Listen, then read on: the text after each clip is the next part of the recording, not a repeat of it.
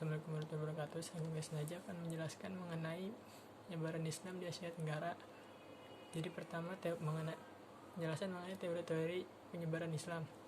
Pertama itu, Islam berasal dari semenanjung Arab. Buktinya adanya catatan Cina mengenai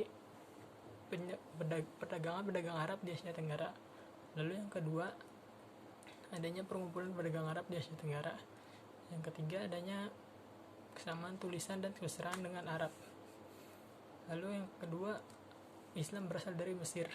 Buktinya itu banyaknya menganut Imam Mazhab Syafi'i di Asia Tenggara.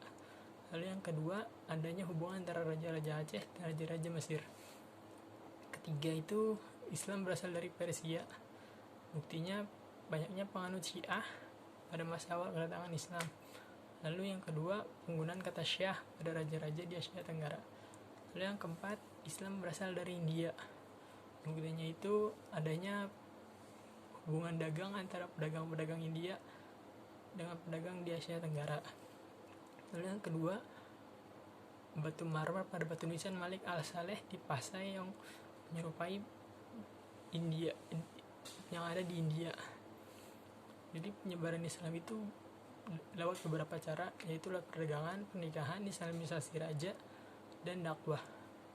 Mengapa Islam dapat dengan mudah hal-hal yang mempermudah penyebaran Islam di Asia Tenggara? Jadi Islam itu mempunyai beberapa daya tarik, yaitu konsep monoteisme Islam yang disukai oleh masyarakat Asia Tenggara. Lalu yang kedua, Islam itu menjunjung tinggi hak dan martabat masyarakat. Lalu Islam juga menyanjung akhlak-akhlak yang mulia serta konsep kebahagiaan dunia dan akhirat dalam Islam. Lalu penyebaran Islam di Asia Tenggara, di negara-negara di Asia Tenggara. Yang pertama, di Indonesia, Islam masuk melalui Pulau Sumatera, lalu menjadi kerajaan Samudra Pasai, lalu menyebar ke seluruh Indonesia, baik itu ke Jawa, Sumatera, Sulawesi, Kalimantan. Contoh kerajaan-kerajaan yang ada di Indonesia itu Samudra Pasai, Aceh, Demak, Mataram, dan lainnya. Lalu yang kedua, penyebaran Islam di Malaysia. Penyebarannya, jadi Islam masuk dari semenanjung Melayu, datang pada abad ke-7 dan disebarkan oleh para pedagang. Lalu yang kedua, di Singapura, awal kekuasaan Singapura bersentuhan langsung dengan para pedagang Islam, dan Raja Prameswara, raja yang memerintah di Singapura dahulu, memeluk Islam yang semakin mempermudah penyebaran Islam di Singapura. Lalu yang ketiga, di Brunei Darussalam, Islam itu datang pada abad ke-15 diperkirakan, itu melalui catatan Portugis. Dan mengapa penyebaran Islam sangat mudah? Karena Sultan Brunei memeluk Islam sehingga mempermudah penyebaran Islam di Asia Tenggara. Jadi Brunei, Asia Tenggara. Lalu di Thailand, Islam menyebar karena adanya penyatuan negara-negara Melayu Utara di Thailand. Jadi terdapat penduduk Islam Melayu di Thailand, namun penduduk tersebut Islam di Melayu itu rata-rata minoritas.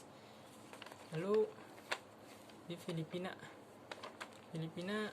pusat penyebaran Islam di Filipina itu ada di Kepulauan Sulu dan Mindanao. Jadi penyebarannya,